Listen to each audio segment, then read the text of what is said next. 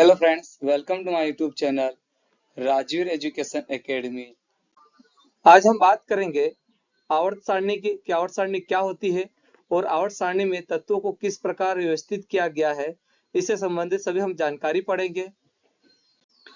तो सबसे पहले हम बात करेंगे कि प्रकृति में कुल 118 तत्व है, जिनमें से 94 तत्व प्राकृतिक रूप से पाए जाते हैं और 24 तत्व कृत्रिम रूप से बनाए गए हैं। मतलब कि जो 24 तत्व है वो मानव निर्मित तत्व है, जो दूसरों तत्वों को संशोधित कर 24 तत्व बनाए गए हैं। कुल 118 तत्व में से 91 धातुएं, 20 अधातुएं और 7 उपधातुएं हैं। अधिकतर धातुएं पृथ्वी की सतह व प्रॉपर्टी में खनिजों के रूप में पाई जाती है। अब हम बात करेंगे आवर्त सारणी की। आवर्त सारणी में तत्वों को उनके परमाणु क्रमांक के आधार पर व्यवस्थित किया गया है, जिसमें 18 समूह और 7 आवर्त होते हैं। परमाणु क्रमांक के बढ़ते क्रम में तत्वों को क्षैतिज पंक्तियों में व्यवस्थित किया गया है और प्रत्येक पंक्ति को आवर्त कहा जाता है और प्रत्येक स्तंभ को समूह कहा जाता है। तत्वों को उनके रासायनिक गुणों के आधार पर समूह में व्यवस्थित किया गया है। धातुओं को आधुनिक आवर्त सारणी के बाईं ओर रखा जाता है, जबकि अधातुओं को दाईं ओर। यह हमारी आधुनिक आवर्त सारणी है, जिसमें धातुओं को बाईं ओर और अधातुओं को दाईं ओर रखा जाता है। आवर्त सारणी में एक जिगजैग रेखा, हमारे पास जो आवर्त सारणी है इसमें ये हमारी जो ब्लू कलर में है, ये हमारी जिगजैग रेखा कहलाती है। जिगजैग रेखा धातुओं और अधातुओं को अलग करती है। इस रेखा के बाईं ओर धातुएं होती है। ये जो हमारी जिगजैग रेखा है ब्लू कलर में, इसके बाईं ओर ये सभी धातुएं हैं और दाईं ओर अधातुएं होती है। और इस जिगजैग रेखा के दाईं ओर जितने भी तत्व ये सारे अधातुएं होती है। रेखा पर या उसके ठीक बगल में स्थित तत्वों को उपधातुएं या मेटालाइट्स कहा जाता है। ये जो है जिगजैग में हमारे पास रेखा में बोरान, सिलिकॉन, जर्मेनियम, आर्सेनिक, ये सारी उपधातुएं होती है, जिनमें धातु और अधातु दोनों के गुण होते हैं और जिनकी आवर्त सारणी में संख्या 7 है। मतलब हमारे पास 7 उपधातु होती है, जिनमें धातु और अधातु दोनों के गुण पाए जाते हैं। आवर्त सारणी में तत्वों को 4 ब्लॉकों में विभाजित किया गया है, जिसमें पहला ब्लॉक है एस ब्लॉक, जिसमें आवर्त सारणी का प्रथम समूह और द्वितीय समूह के तत्व शामिल है और इसके साथ ही हाइड्रोजन और हीलियम तत्व भी एस ब्लॉक में ही पाए जाते हैं। इस प्रकार एस ब्लॉक में कुल 14 तत्व पाए जाते हैं। दूसरा ब्लॉक है डी ब्लॉक। डी ब्लॉक में आवर्त सारणी समूह 3 से लेकर समूह 12 तक के तत्व पाए जाते हैं और इस प्रकार डी ब्लॉक में कुल 40 तत्व पाए जाते हैं, जो सभी धातुएं होती है। तीसरा ब्लॉक है पी ब्लॉक। पी ब्लॉक समूह 13 से लेकर समूह 18 तक के तत्व पी ब्लॉक में पाए जाते हैं और पी ब्लॉक में धातुएं, उपधातुएं और अधातुएं तीनों प्रकार के तत्व पाए जाते हैं और इन तत्वों की संख्या 36 है। और एक ब्लॉक है एफ ब्लॉक। एफ ब्लॉक में 2 समूह पाए जाते हैं। पहला समूह होता है लेंथेनाइट समूह, जिसमें 14 तत्व पाए जाते हैं और दूसरा समूह है एक्टिनाइट समूह, इसमें भी 14 तत्व पाए जाते हैं। इस प्रकार एफ ब्लॉक में कुल 28 तत्व पाए जाते हैं और यह सभी 28 तत्व धातुएं होती है। अब हम बात करेंगे कि आवर्त सारणी में 118 तत्वों को 4 ब्लॉकों में किस आधार पर रखा गया है। तो जब एक परमाणु में इलेक्ट्रॉन भरे जाते हैं तो वे सबसे पहले कम ऊर्जा वाले कक्षक में प्रवेश करते हैं, जो आमतौर पर एस कक्षक होता है। उसके बाद इलेक्ट्रॉन क्रमिक रूप से उच्च ऊर्जा वाले कक्षकों में प्रवेश करते हैं, जैसे पी, डी और फिर एफ। अंतिम इलेक्ट्रॉन का प्रवेश उस तत्व की रासायनिक प्रतिक्रियाओं और गुणों को प्रभावित करता है। उदाहरण के लिए, यदि किसी तत्व का अंतिम इलेक्ट्रॉन एस कक्षक से पी कक्षक में प्रवेश करता है तो उसे पी ब्लॉक तत्व कहा जाता है। इसी तरह अंतिम इलेक्ट्रॉन डी कक्षक में प्रवेश करता है तो उसे डी ब्लॉक तत्व कहा जाता है और इसी तरह एफ ब्लॉक तत्वों के लिए भी है। संक्षेप में यदि कहे कि अंतिम इलेक्ट्रॉन का एस, पी, डी या एफ कक्षक में प्रवेश करता है तो उस तत्व के इलेक्ट्रॉनिक विन्यास और उसके गुणों को निर्धारित करता है। एस कक्षक में 2 इलेक्ट्रॉन p कक्षक में 6 इलेक्ट्रॉन, d कक्षक में 10 इलेक्ट्रॉन और f कक्षक में 14 इलेक्ट्रॉन होते हैं। अब हम बात करेंगे आवर्त सारणी के s ब्लॉक तत्व समूह की। s ब्लॉक तत्व वे तत्व होते हैं जिनके अंतिम इलेक्ट्रॉन s कक्षक में प्रवेश करते हैं।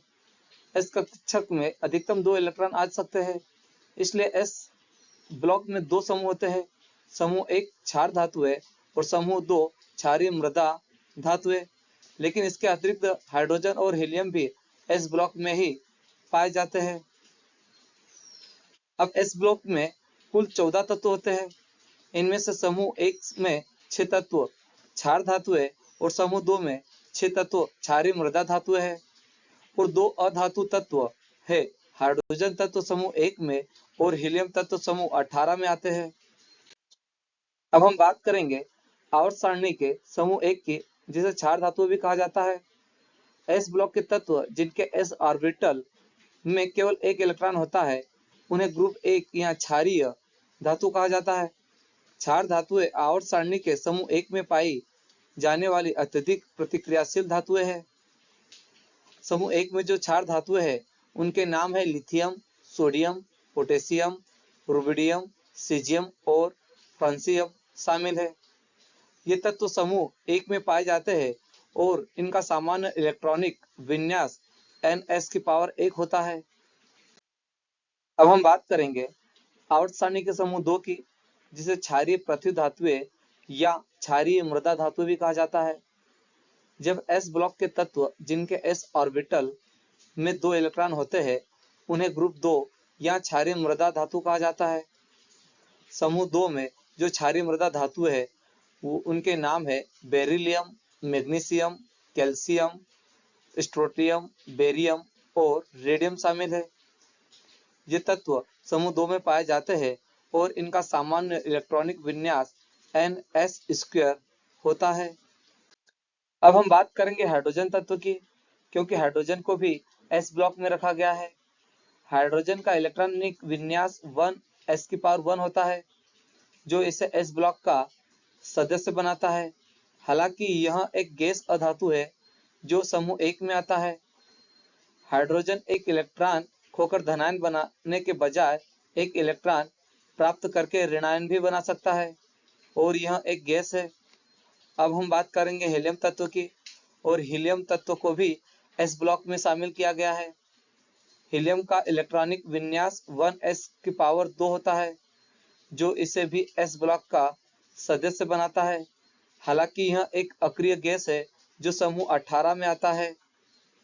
हीलियम s ब्लॉक का तत्व है, लेकिन यह क्षार धातु या क्षारीय मृदा धातु नहीं है।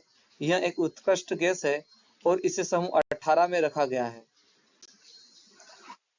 अब हम बात करेंगे क्षार धातुओं के सामान्य गुणों की। प्रतिक्रियाशीलता, क्षारों में प्रतिक्रियाशीलता होती है। क्षार धातुएं अत्यधिक प्रतिक्रियाशील होती है, खासकर पानी और हवा के साथ। दूसरा गुण है इलेक्ट्रॉनिक विन्यास। इनके बाहरी कोश में 1 इलेक्ट्रॉन होता है जो इन्हें आसानी से खोने की प्रवृत्ति देता है। तीसरा गुण है ये सभी धातुएं नरम, चमकदार और अत्यधिक प्रतिक्रियाशील होती है। चौथा गुण है इनमें एक संयोजक इलेक्ट्रॉन होता है जिसे आसानी से खोकर धनायन बनाते हैं। नेक्स्ट है पानी और हवा में ऑक्सीजन के साथ बहुत जल्दी प्रतिक्रिया करते हैं। और लास्ट है क्षार धातुएं आमतौर पर +1 ऑक्सीकरण अवस्था में प्रदर्शित करती है। अब हम बात करेंगे आवर्त सारणी के डी ब्लॉक तत्व समूह की। डी ब्लॉक में सभी तत्व धातुएं हैं, इसमें कोई अधातु नहीं है। डी ब्लॉक तत्वों को संक्रमण धातु भी कहा जाता है। डी ब्लॉक समूह में 40 तत्व होते हैं जो 4 पंक्तियों में फैले हुए हैं और आवर्त सारणी के समूह 3 से 12 तक मौजूद है। डी ब्लॉक तत्व जिन्हें संक्रमण धातु भी कहा जाता है, आवर्त सारणी में s ब्लॉक और p ब्लॉक के बीच स्थित होते हैं। इन तत्वों में अंतिम इलेक्ट्रॉन d ऑर्बिटल या d कक्षक में प्रवेश करता है, इसलिए इन्हें डी ब्लॉक तत्व कहा जाता है। सभी संक्रमण धातुएं डी ब्लॉक तत्व है, लेकिन सभी डी ब्लॉक तत्व संक्रमण धातुएं नहीं है। उदाहरण के लिए जिंक, कैडमियम, पारा संक्रमण धातु नहीं माने जाते हैं। संक्रमण धातुएं वे तत्व है जिनके परमाणु में आंशिक रूप से भरे हुए डी कक्षक होते हैं या जो स्थिर आयनों के रूप में आंशिक रूप से भरे हुए डी कक्षक बना सकते हैं। यह परिभाषा मुख्य रूप से डी ब्लॉक तत्वों समूह 3 से 12 पर लागू होती है, लेकिन कुछ रसायनज्ञ समूह 12 के तत्वों जिंक, कैडमियम, पारा को भी संक्रमण धातु नहीं मानते हैं, क्योंकि भले ही उनके डी कक्षक पूरी तरह से भरे हुए हो, लेकिन वे संक्रमण धातु के समान गुण प्रदर्शित नहीं करते हैं। अब हम बात करेंगे संक्रमण धातुओं के गुणों की। तो इनमें धात्विक गुण होता है। संकरण तत्व धातुएं आमतौर पर कठोर, चमकदार, तन्य, आघात वर्धनीय और अच्छी विद्युत और ऊष्मा चालक होती है। यहाँ पर डी ब्लॉक तत्वों को 4 पंक्तियों में व्यवस्थित किया गया है, जिनमें से प्रत्येक पंक्ति में 10 तत्व होते हैं। यहाँ पर पहली पंक्ति है 3D श्रेणी, इसमें स्केडियम से जिंक तक के तत्व शामिल है। दूसरी पंक्ति है 4D श्रेणी, इसमें येट्रियम से कैडमियम तक के तत्व शामिल है। तीसरी है 5D श्रेणी, इसमें लेंथेनम हाफनियम से मरकरी तक के तत्व शामिल है। और चौथी है 6D श्रेणी, इसमें एक्टिनियम से कॉपरनीसियम तक के तत्व शामिल है। अब हम बात करेंगे आवर्त सारणी के पी ब्लॉक तत्व समूह की। पी ब्लॉक तत्व आवर्त सारणी में समूह 13 से 18 तक के तत्वों को कहते हैं। इन्हें पी ब्लॉक में इसलिए रखा जाता है क्योंकि इनके सबसे बाहरी कोश का इलेक्ट्रॉन पी ऑर्बिटल में प्रवेश करता है। पी ऑर्बिटल में अधिकतम 6 इलेक्ट्रॉन समा सकते हैं, इसलिए पी ब्लॉक में 6 समूह होते हैं। पी ब्लॉक समूह में 36 तत्व होते हैं। पी ब्लॉक में धातु, अधातु और उपधातु सभी प्रकार के तत्व शामिल हैं। पी ब्लॉक में 13, 14, 15, 16, 17 और 18 समूह के तत्व शामिल है। अब हम बात करेंगे पी ब्लॉक तत्वों के इलेक्ट्रॉन विन्यास की। इन तत्वों के सबसे बाहरी कोश का इलेक्ट्रॉनिक विन्यास ns² Np की पावर 1-6 होता है। अब हम बात करेंगे पी ब्लॉक तत्वों के रासायनिक गुणों की। कुछ पी ब्लॉक तत्व चमकदार होते हैं और बिजली और गर्मी के अच्छे संवाहक होते हैं। पी ब्लॉक तत्वों में परिवर्तित संयोजकता दिखाने की प्रवृत्ति होती है। अब हम बात करेंगे कि पी ब्लॉक समूह के 36 तत्वों में धातु, अधातु और उपधातु की संख्या कितनी है। तो सबसे पहले हम बात करेंगे धातुओं की। तो पी ब्लॉक में 11 धातु तत्व है, जिनमें aluminium, gallium, indium, tin, thallium, सीसा, बिस्मथ और कुछ अन्य तत्व शामिल है। अब हम बात करेंगे अधातु की। पी ब्लॉक में 18 अधातु तत्व है, जिनमें carbon, nitrogen, oxygen, fluorine, phosphorus, sulphur, selenium, chlorine, bromine, iodine, एस्टेटिन और कुछ अन्य तत्व शामिल है। अब हम बात करेंगे पी ब्लॉक के उपधातुओं की। तो पी ब्लॉक में 7 उपधातु तत्व है, जिनमें boron, silicon, germanium, arsenic, antimony, tellurium और पोलोनियम शामिल है। पी ब्लॉक में तत्वों की प्रकृति उनके समूह और आवर्त पर निर्भर करती है। जैसे जैसे हम समूह में नीचे जाते हैं, धात्विक गुण बढ़ते हैं, और जैसे जैसे हम आवर्त में आगे बढ़ते हैं, अधात्विक गुण बढ़ते हैं। अब हम बात करेंगे कि पी ब्लॉक में 13 से 18 तक के समूह में कौन कौन से तत्व शामिल है। तो यहाँ पर समूह 13 है, इसमें बोरान एक उपधातु और एल्यूमिनियम, गैलियम, इंडियम, थेलियम सभी धातु शामिल है। समूह 14 में इसमें कार्बन एक अधातु है और सिलिकॉन, जर्मेनियम उपधातु और टीन और सीसा धातु शामिल है। समूह 15 की बात करेंगे तो इसमें नाइट्रोजन और फास्फोरस अधातु, आर्सेनिक और एंटीमनी उपधातु और बिस्मथ धातु शामिल है। समूह 16 में ऑक्सीजन, सल्फर और सेलेनियम अधातु है और पोलोनियम उपधातु शामिल है। समूह 17 में हेलोजन की सभी अधातुएं शामिल है, जिसमें फ्लोरीन, क्लोरीन, ब्रोमीन और आयोडीन शामिल है। समूह 18 में अक्रिय गैसें शामिल है, जो सभी अधातुएं है, जिसमें helium, neon, argon, krypton, xenon, radon और ओर्गानेसन शामिल है। अब हम बात करेंगे आवर्त सारणी के एफ ब्लॉक तत्व समूह की। एफ ब्लॉक समूह में कोई भी अधातु नहीं है। एफ ब्लॉक तत्व, जिन्हें आंतरिक संक्रमण तत्व भी कहा जाता है, सभी धातुएं हैं। ये तत्व आवर्त सारणी के नीचे दो अलग अलग पंक्तियों में रखे गए हैं, जिन्हें लैंथेनाइड और एक्टिनाइड श्रृंखला के रूप में जाना जाता है।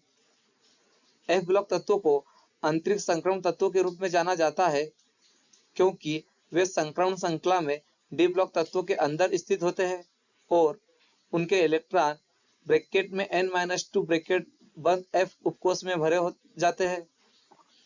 इसलिए एफ ब्लॉक में सभी तत्व धातुएं हैं और कोई भी अधातु नहीं है। अब हम बात करेंगे लैंथेनाइड श्रृंखला की। तो लैंथेनाइड श्रृंखला में सेरियम से लेकर ल्यूटेटियम तक 14 तत्व शामिल है और एक्टिनाइड श्रृंखला में थोरियम से लेकर लॉरेंशियम तक 14 तत्व शामिल है।